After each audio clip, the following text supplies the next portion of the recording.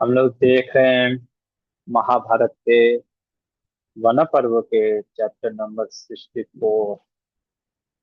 और आज का विषय बड़ा थोड़ा सा गंभीर है और दर्द से भरा भी है। क्योंकि जैसा कि कल हमने देखा था किस प्रकार से दमयंती के ऊपर एक व्याध ने अटैक किया था, है ना। और दमयंती ने अपने पातिव्रत्य से, अपने धर्म से, उस व्याध से तो बच गई, पर पुरुष से। लेकिन महाभारत हमको बहुत कुछ सिखाता है। महाभारत हमको इन कहानियों के, कथाओं के माध्यम से धर्म की बातें सिखाता है, अर्थ की बात सिखाता है, काम की बात भी सिखाता है, और फिर मोक्ष की भी बात सिखाता है। लेकिन कहीं ना कहीं छिपे हुए रूप में व्यास मुनि पराधर्म की भी बात करते हैं। पराधर्म मतलब भगवान श्री कृष्ण की। और ऐसे ही कुछ आज हम देखने वाले हैं, क्योंकि जो ये कथा है, देखिए, डायरेक्ट हर कोई तो कृष्ण की भजन कर नहीं पाएगा। ये शिला व्यास मुनि को पता है। तो इसीलिए वो अपने इन कथाओं के माध्यम से ऐसे प्रस्तुत करते हैं कथाओं को कि जिससे व्यक्ति भगवान के अनन्य प्रेम को समझ सके। तो उसी कथा को आज हम देखेंगे कि कैसे ये नल दमयंती की कथा कुछ आपको भागवत के जैसा ही प्रतीत होगा। जैसे गोपियां भगवान के विरह में प्रेम से पुकारती हैं, या एक जीव आत्मा को कैसे भगवान से, भगवान के विरह में पुकारना चाहिए, या अगर इसको भौतिक स्तर पे लेकर के आए तो एक स्त्री और पति पत्नी में जो प्रेम होता है, वो प्रेम ऐसा होना चाहिए। चलिए, बृहदस्व ये जो कथा है, राजा युधिष्ठिर को ये सुना रहे हैं। बृहदस्व मुनि कहते हैं, राजन, जब वो व्याध हंटर का विनाश हो गया तो दमयंती उस भयंकर वन में मानो अकेले बढ़े जा रही थी। अरे वो वन कोई साधारण वन थोड़ी ना था।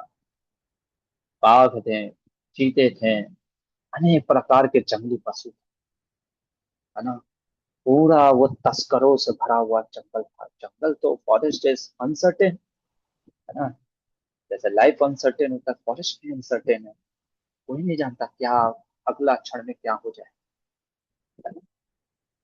अनेक प्रकार के पेड़ भी थे, धातुएं भी थी, नदियां थी। लेकिन वहां पे भयानक भयानक रूप वाले पिशाच, नाग, राक्षस, खड्डे, पोखर इत्यादि। और दमयंती पति के वियोग में पढ़ी जा रही थी, पढ़ी जा रही थी। और एक जगह पे निर्जन वन में जब अकेले, जब वो बढ़ रही थी, जब आदमी अकेलापन महसूस करता है, तब वो उसकी जो अंदर की वेदनाएं हैं, इमोशन से वो और ऊपर आती है। और वो रोने लगती है, मानो रोते हुए कहती है कि नल, आप कहाँ चले गए? आपने जो हमारे सामने वचन दिए थे वो सब क्या आज झूठे हो गए? आप तो सत्यवादी थे। जब आदमी बहुत ज्यादा इमोशन से जाता है ना, तो दुख में व्यक्ति कई बार दोष भी दिखाता है, दोष भी देखता है। उन दोषों को सत्य नहीं मानना चाहिए। ऐसा नहीं कि समझना चाहिए कि दमयंती नल में दोष ढूंढने लगे। ये प्रेम के कारण वो दोष आते हैं। कहने लगती, आपने तो कहा था कि आपको दूसरी कोई स्त्री प्रिय नहीं है। अब इस बात को सत्य कीजिए, मैं आपकी पत्नी हूँ, है ना। मैं विलाप कर रही हूँ, उत्तर दीजिए। मैं रो रही हूँ, मैं अकेले आपको पुकार रही हूँ। इस तरीके से वो पुकारने लग जाती है हर जगह, और एक जगह पे उसको शेर दिखाई देता है, सिंह उसके सामने चला आ रहा है। और ये जाकर के शेर से बात करने लगती है, कहती है कि मैं दमयंती हूँ, मैं राजा नल की पत्नी हूँ, है ना। मैं अपने पति के खोज में भटक रही हूँ, तुम क्योंकि राजा हो इस जंगल के, तुम मुझे ये बताओ। हाँ, तुम मुझे खा जाना। आपको अगर नल के बारे में नहीं पता तो आप मुझे खा ही जाओ। वैसे भी इतने दुख में रह पाना मुश्किल है। और जब इस प्रकार से बोलती है, मानो शेर उसके इस विलाप को सुन करके वहां से सीधा दूसरे तरफ निकल पड़ता है। अद्भुत है ना। भगवान भी हर के भगवान गीता में कहते हैं ना कि विद्या विनय संपन्ने ब्राह्मणे कवि हस्तनि गुणे च पाके पंडिता समदर्श। हर में परमात्मा है। हमें ट्राई नहीं करना चाहिए दमयंती के जैसे, लेकिन ये आप समझने का प्रयास करो। ये दुख है ना, जब व्यक्ति को समावतर ऐसे ही कुछ दुख युद्ध भी कभी कभी फेस करता है, जो सुसाइडल थॉट्स आते हैं, उसको लगता है कि ये शरीर अब क्या रखा है, मर जाना ज्यादा ठीक है, isn't it? दमयंती फिर वहां से आगे बढ़ती है। आगे बढ़ते हुए वो पर्वत के पास आती है और सोचती है कि पर्वत जो है वो मुझे बताएंगे, क्योंकि ये सबको आश्रय देते हैं। तो पर्वत से जाकर के पूछती है, कहती है मैं दमयंती हूँ, विदर्भ देश के जो राजा भीम के मेरे पिता हैं, उन्होंने कई यज्ञ अनुष्ठान किए हैं, तपस्याएं की हैं, अच्छे से पालन किया है। निषद देश के राजा वीरसेन मेरे ससुर थे, उनके पुत्र नल मेरे पिता मतलब पति, है ना। कृपया करके आप बताइए, है ना, आप तो सबको आश्रय देते हैं, क्या मेरे पति को मैं जो खोज रही हूँ वो आपके इस वन में है? आप बोलिए और मेरे दुख को दूर करिए, क्योंकि मैं आपके पुत्र के समान।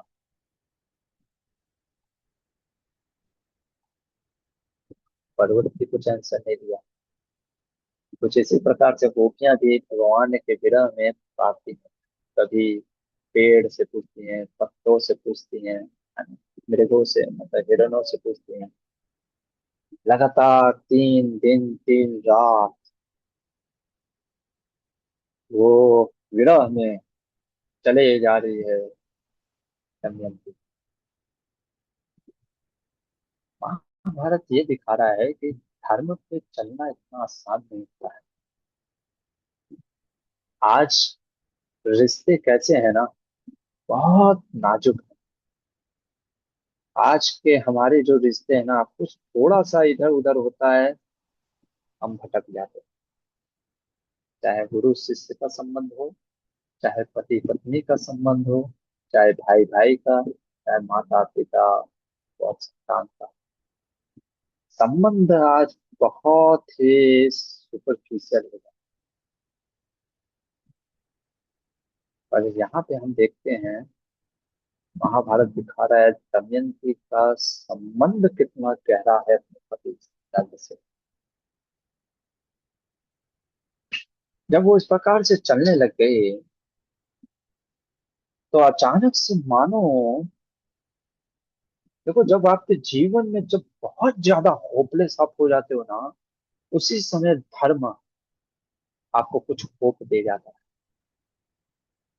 आगे बढ़ने के लिए। जब आपको लगता है कि अब तो नहीं जिया जा सकता, अब तो बस खत्म, कई बार भक्ति में भी ऐसा सिचुएशन आता है कि अब लगता है कि अब नहीं हो पाएगा इससे ज्यादा, तभी कुछ तो कृष्णा का आशीर्वाद प्रसाद कुछ तो आ जाता है ना।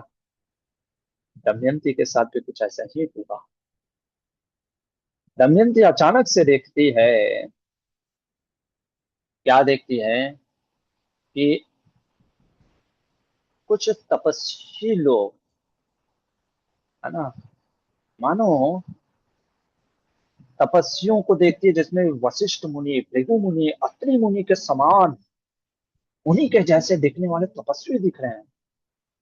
और ये तपस्वी लोग सिर्फ, कोई जल पी करके रह रहा है, कोई वायु पी करके एकदम पूरी तरीके से तपस्या में मग्न है। और ये देख करके दमयंती मानो उनके पास जाती है, महात्माओं के पास।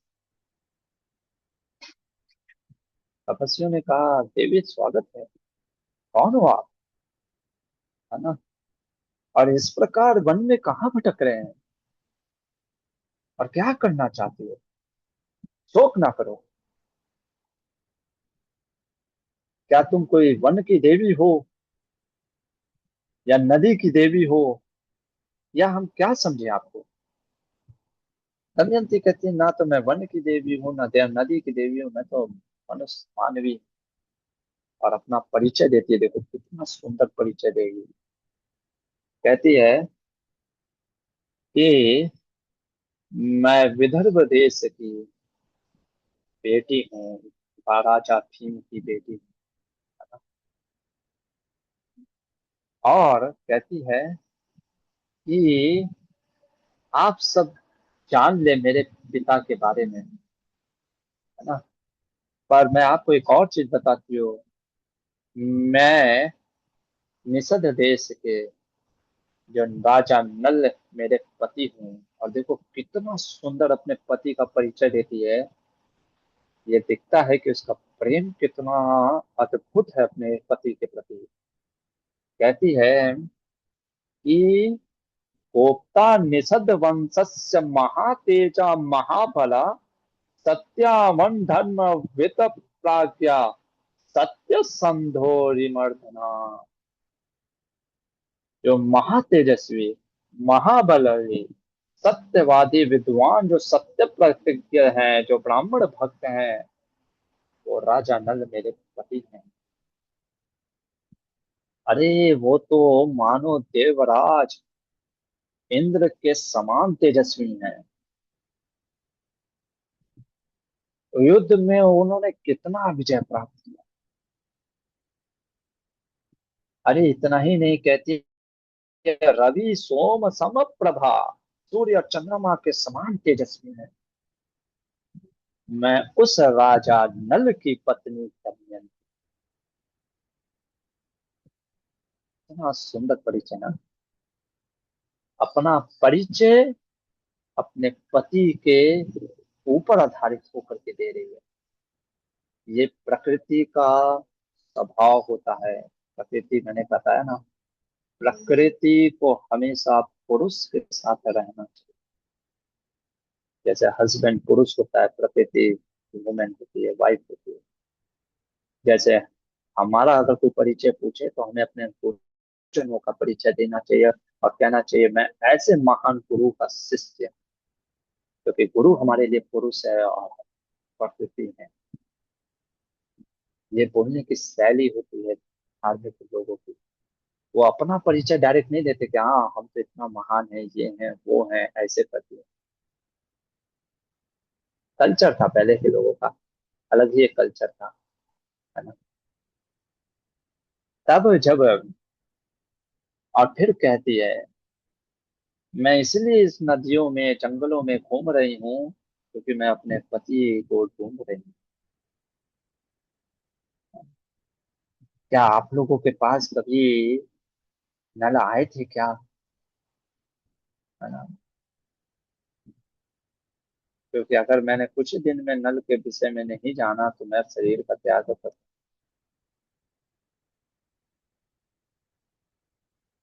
उन तपस्वियों ने जब दमयंती को इस प्रकार से रोते हुए देखा, है ना, उन्होंने बोला, दमयंती, कल्याणी, हम अपने तपोबल से देख रहे हैं, तुम्हें जल्द ही नल का दर्शन होगा। देखो कैसे आंसर दिया जाता है, ये भी वी हैव टू लर्न। अच्छा, आजकल के एस्ट्रोलॉजर से पूछो तो बता बोलेंगे पूरा एकदम एज इट इज, है ना। प्रकृति हर चीज नहीं चाहती आप जानो। और दमयंती भी ये नहीं पूछ रही है कि अच्छा ये बताइए कि कितने दिन में दर्शन होगा। कुछ चीजें समय के साथ पता चलना चाहिए, वही अच्छा।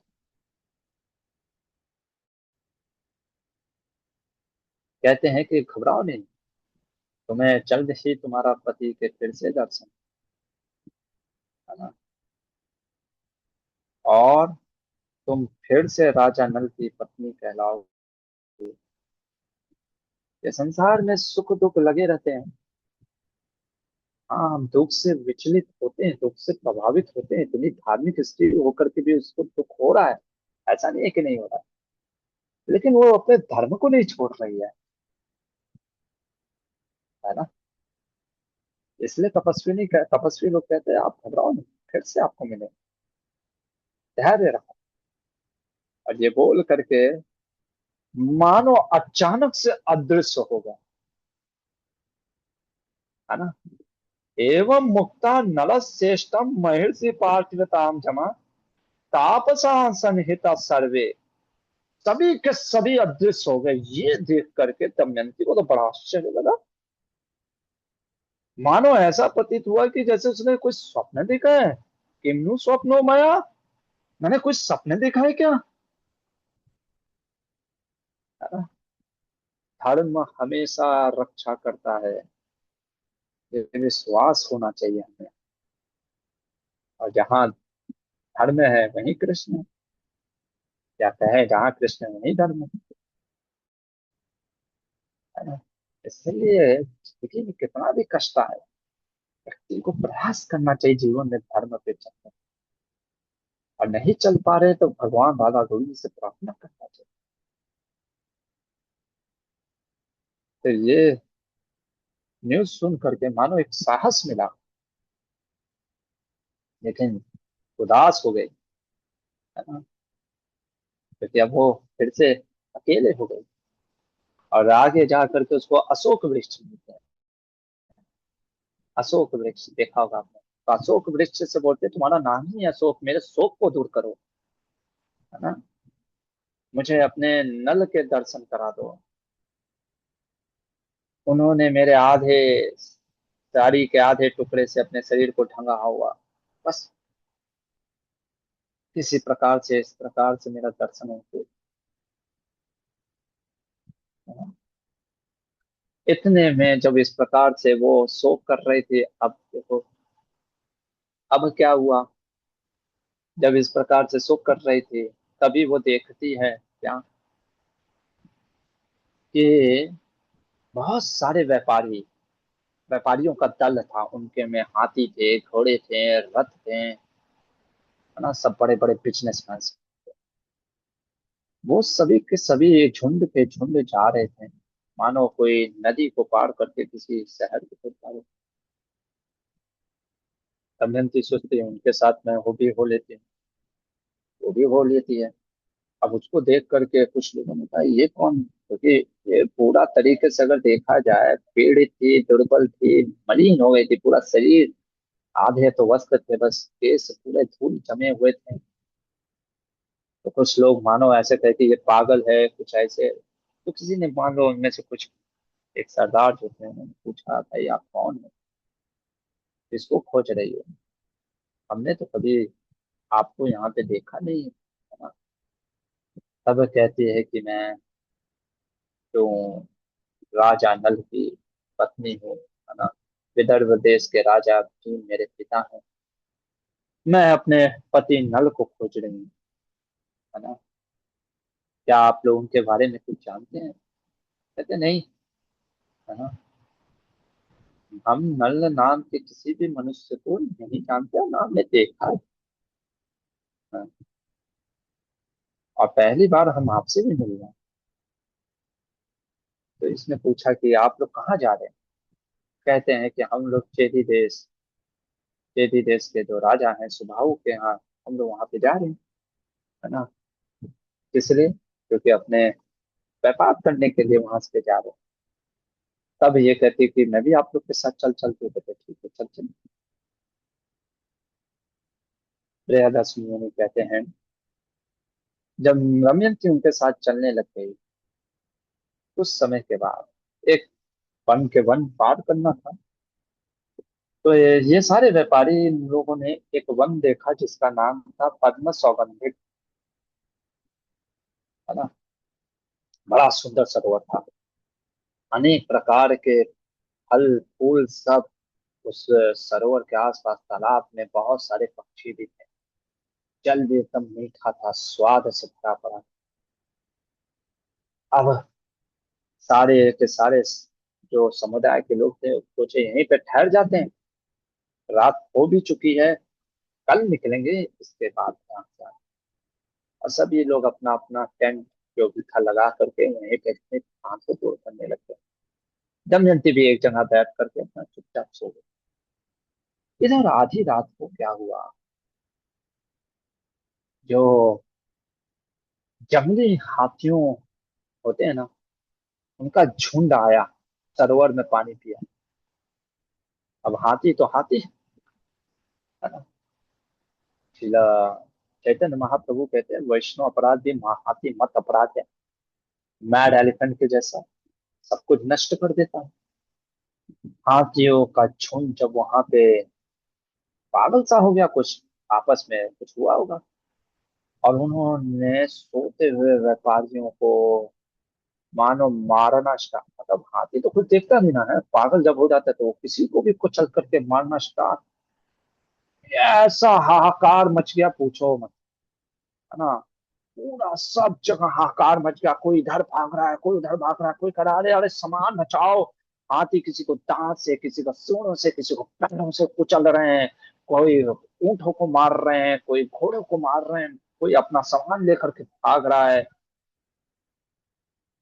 इस प्रकार से सब जगह हाहाकार मच गया है ना। सब लोग चिल्ला रहा है अरे मेरा सामान है, ये मेरा सामान है। और ये सबके बीच में दमयंती भी जाग उठी। अब दमयंती राजा की बेटी थी और राजा की रानी थी। उसने तो कभी ऐसा भयानक रूप, ऐसा चीजें देखा ही नहीं था कभी। ये संसार ऐसे ही है, हमें नहीं पता होता है कब क्या परिस्थिति पड़ जाए, कब क्या विपत्ति आ जाए। नो बड़ी नोस, है ना। दमयंती मानो एकदम घबरा सी गई। जो लोग दल में कुछ कुछ लोग बचे हुए थे सब एकत्र होने लगे हैं। दमयंती भी उधर साइड में थी। सब आपस में बात कर रहे थे अरे भाई हमने कौन सा कर्म कर दिया, आज तक हमारे ऊपर कभी ऐसा पाप हुआ नहीं। क्या हमने किसी देवी देवता का अपमान कर दिया, या हमारे कौन से हमने किस समय घर से निकले थे। तो कहते ना, कौन सी ऐसी घड़ी थी, समय से निकले थे जब ऐसा विपत्ति आ गया। तब मानो उनमें से एक किसी ने कहा अरे याद है वो एक स्त्री आई थी, है ना, जो हमारे दल में घुस गई थी। देखने में बहुत सुंदर अलौकिक रूप लग रहा था। मुझे तो लग रहा है वही माया हुई थी, वही राक्षसी थी, या कोई पिशाचिनी थी। कई बार जिंदगी में आपको, है ना, आप शायद उसके लिए जिम्मेदार ना हो पर दुनिया आपको जिम्मेदार ठहराएगी। This is the world. Any time devotee से प्रभु जी हमारी क्या गलती थी। आपकी कोई गलती नहीं थी, आपकी यही गलती है कि आप इस संसार में हो, है ना। इस संसार में हो, और जब तक इस संसार में रहोगे मान अपमान होता रहेगा।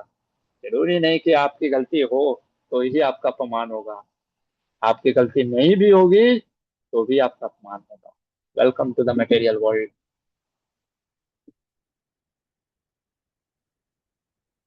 तो जब इस प्रकार से ये लोग आपस में बात कर रहे थे, हाँ, और कह रहे थे कि अगर वो हमको मिल जाए तो उसको हम लोग अभी मुक्कों से, लकड़ियों से, ढेलों से मार गिराएंगे। दमयंती को शर्म आने लग गया, है ना। वो साइड में होकर के रोने लग गई। ये तो पति का वियोग था, अब उसके ऊपर और बड़ा कष्ट ये आ गया। और कहती है, अहो ममो परिविधे संरंभो दारुणो महा। मुझे किस जन्म का फल मिल रहा है, कस्य दम कर्मणा फलम, किसका कर्म का फल मिल रहा है। मैंने तो अपने जीवन में, जैसे कई बार लोग कहते हैं ना, मैंने अपने जीवन में कोई पाप नहीं किया, वाणी से न मन से न क्रिया से। और दमयंती ने तो सही में नहीं किया था, तो फिर मुझे किस कर्म का फल मिल रहा है। या मेरे शायद पूर्व जन्म के फल हैं, है ना। न्यूनम जन्मांतर कृतम पापम पतितम महत, शायद उसके कारण से, तभी तो मेरे पति का राज्य, मेरे, मैं अपने पति से ही और संतानों से वंचित हो गए, और इसलिए इस अनाथ अवस्था में मर रही हैं।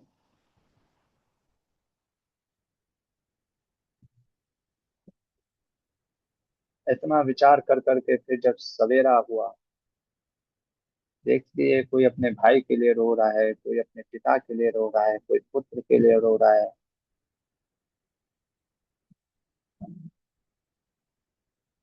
और वो ये दुख को देख करके मानो उसका दुख कम हो गया।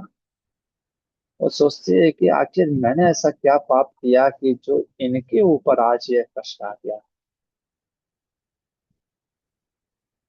और बहुत सुंदर बात बोलती है, कहती है, जब तक मृत्यु का समय नहीं आता,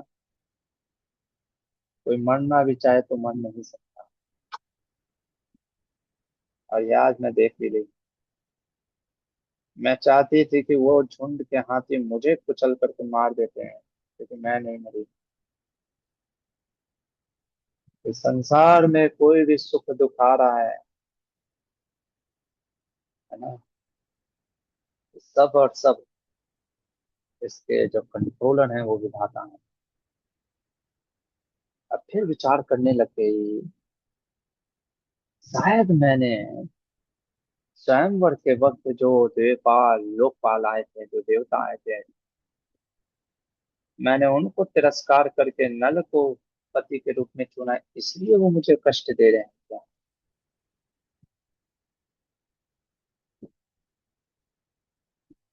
वहां से निकल करके कुछ ब्राह्मणों के साथ आगे बढ़ने लग गए। और बढ़ते बढ़ते दमयंती पहुंच जाती है चेदी देश के राजा सुबाहु की राजधानी। और जब वहां पहुंचती है, तो फिर उसका कैसे, किस प्रकार से, किन कष्टों को भोगेगी या झेलेगी, वो अब हम कल देखें। अभी तो सिर्फ इतना ही है ना। अभी इससे आगे और बाकी कष्ट। हरे कृष्ण। किसी का कोई क्वेश्चन है या कोई कमेंट है तो कुछ।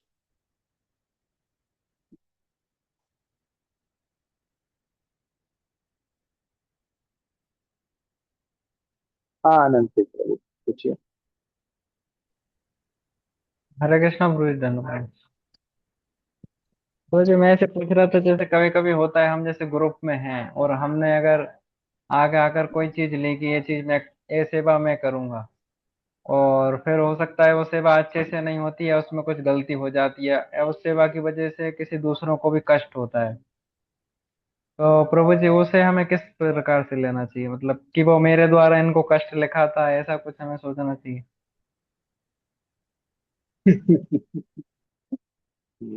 ऐसा कभी नहीं सोचना चाहिए कि आप लोगों को खुद के कर्म थे जो मुझे आपने अपने ग्रुप में लिया, इसलिए कष्ट भोग रहे। मैं आप लोगों का कष्ट दे करके आपके कर्मों का उद्धार कर नहीं। हमसे अगर किसी भी व्यक्ति को कष्ट मिलता है, चाहे जाने अनजाने में, हमें क्षमा मांगे। ये एक वैष्णव का सोच होता है। परीक्षित महाराज है, ये तो देख रहे थे, है ना। क्योंकि इससे हृदय आपका निर्मल होता है। और सत्य बात बोलूं तो आपका अहंकार भी कम होता चला जाता है। हो सकता है गलती हमारी ना भी, गलतियां हो जाती हैं, या हो सकता है जैसे कई बार जब यात्रा लीडर जो होते हैं ना, मैनेजमेंट जो करते हैं, बहुत सारी सेवाएं करते हैं। और कई बार हर भक्त को तो प्रसन्न किया नहीं जा सकता। अब विशेषकर होता क्या है कि मान लीजिए कहीं ठंडी का समय रहता है, कार्तिक मास रहता है, अब कहीं गीजर नहीं चल रहा है, तो इसमें भाई यात्रा की तो प्रॉब्लम नहीं ना। अरे मैं देखता हूँ ऐसे बोलते हैं भक्त, अरे गीजर नहीं चल रहा है, आपको देख करके लेना। अरे भाई, ये संसार है ना। गीजर हमसे पूछ करके थोड़ी ना बंद होता है। वो कब बंद हो जाए, है ना। लेकिन उस समय भी मैंने देखा है अच्छे भक्तों की पहचान कैसी होती है ना। वो कहते हैं ठीक है प्रभु जी, माता जी हम देखते हैं, है ना। हाल तो उनका कोई गलती नहीं है। क्या उनका उनका वो थोड़ी ना, वो होटल उनका है या गीजर उनका है। ये टेक द रिस्पॉन्सिबिलिटी, है ना। तो ये चीजें जब रिस्पॉन्सिबिलिटी हम लेते हैं ना किसी भी चीज का, तो हम बहुत ग्रो करते हैं। हमारा पापा जी कहते हैं ना, when you take the responsibility you grow in your spiritual life। आप बहुत ग्रो करते हैं ये चीज, ठीक है। चलिए गुरु जी, थैंक यू सो मच। यहीं पे रुकते हैं, कल आगे देखते हैं इससे आगे की कथा क्या व्यास मुनि बता रहे हैं। थोड़ा सा काफी दर्दनाक कथाएं हैं, लेकिन ये कथाओं के माध्यम से भी व्यास मुनि में बहुत कुछ, क्योंकि जिंदगी एक जैसा नहीं होता है। हर दिन आप सोचोगे हंसते मुस्कुराते हुए दिन क्यों नहीं होता है। ये लाइफ है, यहाँ पे स्ट्रगल है। यहाँ पे हमको समझना पड़ेगा, जब होपलेस में भी होप सिचुएशन दिखता है, बहुत दुख में भी सुख का अनुभव थोड़ा सा होता है, और बहुत ज्यादा सुख में भी थोड़ा सा दुख का अनुभव होता है ना। ये भगवे ये भौतिक जगत है, यहाँ पे हमेशा द्वंद्व है। चलिए यहीं पे रुकते हैं। महाभारत फिल्म की जय। चला प्रभुपाद की